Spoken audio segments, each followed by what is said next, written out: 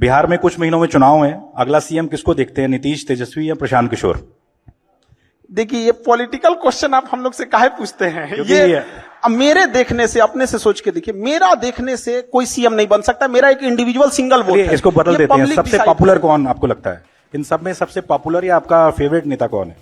नीतीश कुमार, प्रशांत किशोर काफी मेहनत कर रहे हैं आजकल। सबकी अलग अलग रिस्पॉन्सिबिलिटी है। देखिए, नीतीश कुमार को जिस हालत में बिहार मिला था ना, गढ़ा में मिला था, गढ़ा में, जिसपे कोई बिल्डिंग नहीं बना सकता है। पहले उसको आप जैसे एक जमीन खरीदिए, कोई समतल जमीन खरीदिए, कोई गड्ढा में का खरीदिए, समतल वाला तुरंत बिल्डिंग बना देगा। तो उत्तर प्रदेश एक समतल जमीन थी, फटाफट काम होने लगा। और बिहार गढ़ा में मिला था, तो उन्होंने इस इंफ्रास्ट्रक्चर, बिजली, लॉ एंड ऑर्डर, सोशल, इसको सुधारते सुधारते परेशान हो गए। लालू यादव को जब मिला था ना, तो ऐसा स्थिति में बिहार मिला था कि कुछ ऐसे जगह थे जहां पूरे गांव के बाहर एक दो आदमी लाठी लेके खड़ा हो जाता था, कहता था कि तोरा वोट डालने नहीं जाना है, अब पूरा गांव अंदर रह जाता था। वो इंसान इंटरप्रेन्योर देखेंगे। तो हर इंसान का चैलेंज अलग अलग है। जिनको जहां मिला, वही उन लालू यादव को रेलवे मिला, रेलवे को फायदा में दिखा दिए। अब लोगों ने कहा कि कबाड़ बेच दिए। दुनिया का कौन आदमी कबाड़ घरे में रखता है? ये बड़ा तो अच्छे ना किए। खान सर ने बड़ा स्मार्टली लालू जी की भी तारीफ कर दी और नीतीश जी को भी खुश कर दिया कि बिहार में दुकान चलानी है भैया। चलिए, इसके बाद आगे बढ़ते हैं। खान सर की टीचिंग फिलॉसफी, एक शब्द में आप जो टीचिंग कराते हैं उसको अगर क्लास में बैठ के उसको समझ में नहीं आया तो स्टूडेंट की गलती नहीं, टीचर की गलती है। बहुत बढ़िया, बहुत बढ़िया।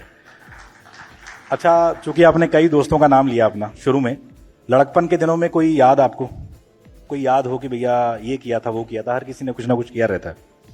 बचपन में तो हम लोग के टाइम पे मोबाइल था नहीं, तो दिन भर तो आदमी बदमाशी करता था उसमें। अब याद के डेली एक तो नया नया कहानी रहता था बचपन में, कौन ध्यान रहता है इतना? मतलब बचपन में तो हमको लगता है कि जिस आंधी में मौसम विभाग चेतावनी जारी करता था कि घर से ना निकलिए, उस आंधी में हम लोग टिकोरा बीनने जाते थे। आम का जो छोटा वाला आम होता है ना, उसको टिकोरा बोला जाता है हमारे यहाँ, तो उसमें हम लोग तो बचपन में तो आदमी बदमाशी करते रहता था। अच्छा, आप टीचर ना होते तो क्या होते? हमको तो फौज में जाना था। टीचर ना होते तो हमको एक किसानों के लिए, और हम भी अभी बताते हैं, बहुत दिन टीचिंग नहीं करेंगे, हमको किसानों के लिए वर्क करना है। किसानों की 3-4 महत्वपूर्ण समस्या है। उसकी एक, फसल का उत्पादन कम है। दूसरा क्या है, उसका फसल अगर उत्पादन हो गया तो कीड़ा खा जाते हैं सब। और उस तीसरा क्या है कि अगर नहीं खाया तो बेचने जाएगा तो उसके फसल की सेल्फ लाइफ कम होती है, तो कोल्ड चेन नेटवर्क नहीं है। उसको अगर शाम में अपनी सब्जी बेचने गया है तो शाम 4 बजे तक ही उसको अच्छा भाव मिलेगा। बाकी समाज गिद्ध की तरह लोग देखते होंगे कि शाम होगा तो बेच के जाएगा, क्योंकि उसके यहाँ कोल्ड स्टोरेज का चेन नहीं है। आप 3 सिस्टम देखिए। किसान को आप 5 किलो का जो अनाज का है, ये देखिए, ये एक अच्छी योजना है और समाज का एक बड़ा हिस्सा उससे प्रभावित हो रहा है, उसका वो एहसानमंद है। लेकिन हमें एक ये भी सोचना पड़ेगा कि हम अभी भी कहां पर हैं। तो उनका योजना में हम संदेह नहीं कर रहे हैं, बहुत अच्छी योजना है। लेकिन ये जो 3 चीज है किसानों के लिए, एक किसान को बताइए, अगर मेहनत से उत्पादन किया, हमारे यहाँ समस्तीपुर एक जगह है, वहां गोभी उत्पादन हुआ, 1 रुपया किलो बिका गोभी, 1 रुपया, जबकि दुबई में बिक रहा था 250। बताइए, एक किसान दुबई भेजेगा कि जो सिस्टम बैठा हुआ है वो भेजेगा?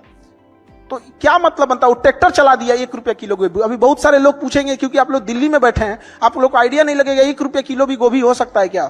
वहां ट्रैक्टर चला दिया समस्तीपुर में। तो बहुत समस्या है। आप कभी उसके ऊपर देख के देखिए, इस देश में सबसे ज्यादा अगर किसी के पास कलेजा और बहादुर है सब ना, तो इस देश के किसान हैं सब। यहाँ हम लोग का ना, एक मोबाइल छूट जाएगा ना तो अरे धक धक होने लगा, कहाँ मोबाइल हुआ छूट गया। वो 6 महीने तक अपनी फसल पूरे खेत में छोड़ के आता है, कभी आग लग जाता है, कभी कुछ हो जाता है, कभी कुछ हो जाता है, कोई उसको पूछने वाला नहीं होता। तो जब तक इस देश में किसान और महिलाओं का उत्थान नहीं करेंगे, कहां से आगे बढ़ेगा? आपने मोबाइल की बात की, देश के करोड़ों युवा जो रील पर सारा दिन फील करते रहते हैं, उनको क्या मैसेज देंगे? कितना टाइम वेस्ट कर रहे हैं अपना वो लोग? रील देखने से अच्छा है अपने काम की चीजें देखिए। अगर आपको 2 घंटा मोबाइल चलाना है तो 2 घंटा की जगह 3 घंटा चलाओ, लेकिन आप स्पेसिफिक देखो। अगर आपको कोई मूवी देखनी है तो मूवी देखो। ये रील का मतलब क्या हो गया? अजनबी से मिलते जा रहे हैं, उसको खुद नहीं पता है कि इसके नीचे क्या करके स्क्रॉल करके आएगा, तो वो उससे कोई उसका याद नहीं होगा। जितनी छोटी छोटी चीजों को हम देखेंगे, हमारी मेमोरी कमजोर होते जाएगी। तो ये इसके मेमोरी पे, चीजों पे बहुत ज्यादा हो रहा है, क्योंकि रील देखने के बाद ना हम उसे रिकॉल नहीं कर पाते। मेमोरी तेज कैसे होता है? जब हम किसी चीजों को बार बार रिकॉल करते हैं। तो अगर उस रील के जगह मूवी भी देख लेगा ना, तो उसको रिकॉल आएगा, कोई डायलॉग याद आएगा, कोई इमोशनल सीन, कोई गाना, कुछ ना कुछ याद आएगा। रील में उसको कुछ नहीं याद आता है। आप ऐसे समझिए कि हमारा दिमाग कितना शॉर्ट कर दिया है ये सोशल मीडिया ने, कि 20 सेकंड के रील पे भी ना ऊपर लिखा होता है वेट फॉर इंड। 20 सेकंड के रीलवा पे लिखा है इंड के लिए इंतजार करो। बाप रे बाप। अच्छा, काफी लोगों का सवाल था कि हजारों स्टूडेंट्स आपसे करंट अफेयर पढ़ते हैं, खान सर अपडेट होने के लिए क्या क्या पढ़ते हैं? वो कोई एक सोर्स से हम लोग नहीं पढ़ सकते हैं, कहीं कहीं जहां जहां से मिल जाता है आदमी वहां से उठा के पढ़ लिया। जैसे अमेरिका के बारे में पढ़ना है तो हम इंडियन न्यूज को पढ़ेंगे तो वो इंडियन एस्पेक्ट्स में दिखाएगा, बट वही अगर हम गार्जियन न्यूयॉर्क टाइम्स देख लेंगे तो वहां के हिसाब से दिखाएगा। और धीरे धीरे चीजें आदत हो जाती है। न्यूज में होता क्या चीज है, मतलब एक मेन चीज होती है, उसको घुमा फिरा के होते रहता है। अच्छा, कोई एक चीज जो आपको लगता है आज के स्टूडेंट्स को पता होनी ही चाहिए, कोई एक चीज? बहुत चीज पता होना चाहिए, एक चीज से क्या चीज हो जाएगा उसका, लेकिन हाँ एक चीज मतलब हम ये जरूर कहेंगे कि जो स्टूडेंट के अंदर ये चीज होती है ना कि हम इसको बाद में पढ़ लेंगे, बाद में रिवीजन कर लेंगे, हम अच्छे से इसे फेयर कर लेंगे, टाइम टेबल बना देंगे, इस सबको बहुत दिक्कत होने वाला आगे जाके। अभी नहीं तो कभी नहीं, जो आज करेगा वही कर सकता है। और बहुत परफेक्ट के चक्कर में नहीं पड़िएगा। स्टूडेंट सबको देखते हैं एक बार फेयर करेंगे, एक बार रफ, कुछ नहीं, मिला पढ़ना चालू करो, चाहे जैसे भी। टेबल सजाएगा, पानी बोतल रखेगा, फिर उसको पानी पिएगा, नमकीन खाएगा, पढ़ने से पहले फिर वॉशरूम जाएगा, फिर पानी पिएगा, पगला गया, बैठ जहां पढ़ना है पढ़ वहीं पे। अच्छा, कोई आप स्टूडेंट्स की बात कर रहे हैं, सबसे अतरंगी सवाल जो किसी स्टूडेंट ने आज तक आपसे पूछा हो, कुछ याद हो आपको कोई किस्सा, किसी स्टूडेंट का सवाल? डेली 2-4 ठो अतरंगी आते ही रहता है सब यहाँ पे। हाल फिलहाल का बताइए। एक बार हम ज्योग्राफी पढ़ा रहे थे, नर्मदा नदी, गंगा नदी, तो एक स्टूडेंट आया, कहा कि सर ये नर्मदा नदी 2 नदी है क्या? हम कहे नहीं तो, सर नाम देखिए ना, नर और मादा। हम कह रहे भाई साहब तू पागल कर देगा हम लोग को। अभी 1-2 दिन पहले तो हमेशा कुछ ना कुछ इस टाइप का आते रहेंगे। अच्छा, खान सर सबको डर लगता है, आपका सबसे बड़ा डर क्या है? किसी चीज से डर लगता है खान सर को?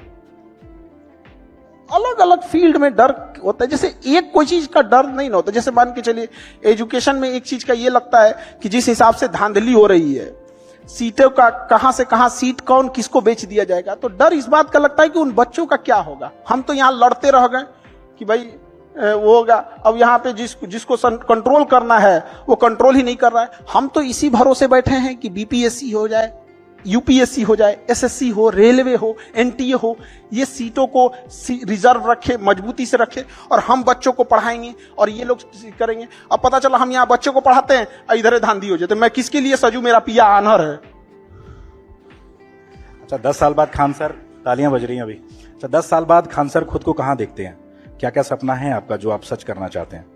हम लोग प्रेजेंट में जीते हैं, 10 साल बाद जिंदगी कहां होगी आज से 10 साल पहले किसी को नहीं पता था 2015 में कि 2025 में क्या हो जाएगा।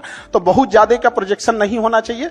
हमको बस इतना लगता है कि हाँ, इतना जरूर कहना चाहते हैं कि एजुकेशन आज से 10 साल बाद भी कोई ये बात जरूर याद रखेगा कि कोई इंसान था जिसने एजुकेशन के लिए हमेशा के लिए लड़ते रह गए, चाहे जितना बड़ा ऑफर हो जाए, चाहे कुछ भी हो जाए, एजुकेशन के लिए हमेशा बच्चों के लिए लड़े थे। आज भी गवर्नमेंट से लड़ना कितना टफ होता है, तो आप लोग को तो यहाँ देखते होंगे, वहां पे बच्चों के लिए तो लड़ते लड़ते आदमी तो हमेशा उन्हीं के लिए रहेगा। अच्छा, आपको लगता है कि भारत को जो रिस्पेक्ट अब दी जा रही है पहले नहीं मिलती थी? चूंकि आप टीचर हैं, क्या लगता है कि दुनिया में अब ज्यादा भारतीय पासपोर्ट की धाक की बड़ी है अब पहले से? पासपोर्ट का तो उतना नहीं कह सकते। एक चीज हम लोग को समझना पड़ेगा, ये जो अंग्रेज है सब ना, या दुनिया जो भी है, तो ये हम लोग का इतना बड़ा मार्केट है, 140 करोड़ लोग हैं, कि डरेंगे तो इनके बाप। नहीं तो जिस दिन हम लोग बहिष्कार कर देंगे ना, अभी हम लोग डरा नहीं पाए हैं, अभी वो खुदे डर रहा है, हम लोग डराना चालू नहीं किए। आज अगर हम अपना एंड्रॉइड बनाएं, अपना गूगल बनाएं, अपना फेसबुक बनाएं, तब उनको असली डर समझ में आएगा। अभी वो अपने से डर रहे थे कि भाई ये किसी दिन कुछ कर देगा यहाँ। और दूसरी बात कि भारत का जो छवि बढ़ा है वो ऑब्वियस भी बात बढ़ा है, लेकिन एक चीज और गौर करना पड़ेगा। आज से 10 साल पहले, 15 साल पहले किसी के पास इतना मोबाइल नहीं था जिसे पता चले कि रूस में प्रधानमंत्री का कैसे स्वागत हुआ, कैसे नहीं हुआ।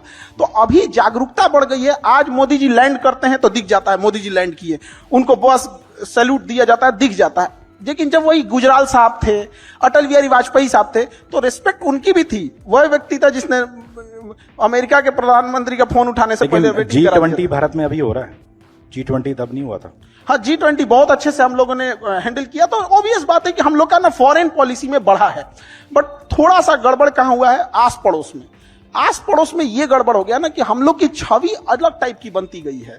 थोड़ा जैसे बांग्लादेश, श्रीलंका, मालदीव, नेपाल, इलायची दाना बराबर देश हम लोग को, मतलब श्रीलंका, वो जिसके पास वो अपना जहाज नहीं था, वो मालदीव के पास अपना जहाज नहीं था, उसके प्रधानमंत्री को आने के बाद वो धमकी दे रहा है हम लोग को। तो ये चीजें नहीं होनी चाहिए। अभी जो बाद में माफी भी मांग लिया उन्होंने। तो ये तो पूरा बर्बाद करके मारेंगे। ये तो हम देश की बात कर रहे हैं, छोटे छोटे शहरों से भारत की ऐसा टैलेंट निकलता रहा है, भले वो महेंद्र सिंह धोनी हो, इस तरह के तमाम लोग, खान सर भी। तो आपको क्या लगता है जो छोटे छोटे शहरों में ऐसा रॉ टैलेंट हमारा बैठा हुआ है, उसको क्या मोटिवेशन देंगे, क्या बताना चाहेंगे कि भैया लगे रहो, कामयाबी मिलेगी? हर शहर में ऐसे लोग हैं। अब थोड़ा सा क्या होता है ना कि इंडिया में जो इंसान सक्सेस हो जाता है, लोगों को लगता है ये बहुत अलग किया होगा। एक आध नंबर से या थोड़े मोड़े चीजों से अगर चूक जाता है तो लोग इंडिया में ना उसको थोड़ा भी रिस्पेक्ट नहीं देते हैं। ये बहुत खराब लगता है। कोई कामयाब है तो इसका मतलब ये नहीं कि जो आपसे पीछे है वो आपके लायक नहीं है या आपसे कम जानता है। कभी कभी होता है कि मतलब उसके पीछे वाला बेटर उनसे ज्यादा बेटर जान रहा होता है। एक समय आएगा जब उसको भी लोग जानेंगे। तो थोड़ा बहुत वही कहते हैं कि लगे रहना चाहिए। कामयाबी एक दिन में नहीं मिलती है, लेकिन एक दिन तो जरूर मिलती है। चलिए, बिहार में चुनाव है और लोगों को जैसे पता लगा कि आपसे हम मिलने वाले, तो उन्होंने पूछा जरूर था हमसे कि आपको क्या लगता है प्रशांत किशोर जिस तरीके से गांव गांव जाकर मेहनत कर रहे हैं, मेहनत रंग लाएगी? भले सरकार ना बना पाए, आपको क्या लगता है कैसा काम कर रहे हैं प्रशांत किशोर?